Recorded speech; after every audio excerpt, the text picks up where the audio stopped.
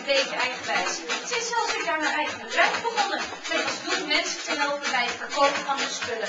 Daarnaast is ze werkzaam als consultant in de juridische sector, waarbij ze de meeste voldoening haalt uit het bereiken van doelen en interactie met mensen.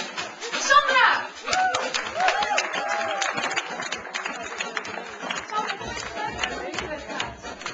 Even één vraagje, want jij hebt de spits gegeten. Ja, de kop is er ook. Klaar? Lekker gevoel? Heerlijk gevoel. Ik heb een kind op ticket lopen, het is gewoon leuk. Al die mensen, leuk voor jullie. Kan niet beter. Liefst ga je nog niet. Liefst wel, ja. Nou, wie weet. Dankjewel, Sandra. We gaan door naar het tweede model.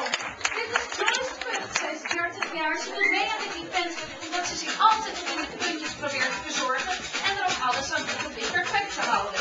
En daar horen natuurlijk mooie benen bij. Omdat ze vaak te horen krijgt dat ze mooie benen heeft, lijkt het haar leuk om deze poging te wagen. Ze heeft ook een meisje, een klein dochtertje van 1,5 jaar en ze doet wat modellenwerk erbij. Joyce!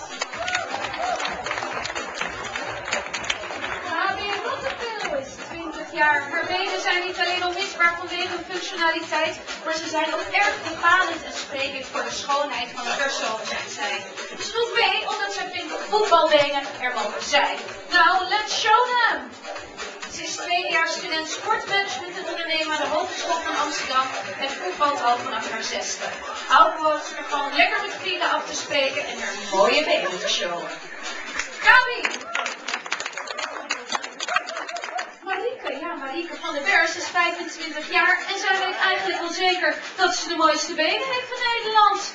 Ja, nou ja, als we er allemaal zo naar kijken, het ziet er natuurlijk ook wel echt heel goed uit. Ze zijn lang, slank, gewoon weer perfect. Ook dat zegt ze zelf. Op aanraden van vrienden heeft ze zich hierdoor opgegeven. Ze is net terug uit Dubai en ze heeft daar een half jaar gezeten en momenteel was ze op zoek naar een baan. Naar een baan. Nou, en ik denk dat al die pers hier zo is dat dat helemaal goed komt, wie weet waar jij straks werkt. Marieke! Ga door naar Annette.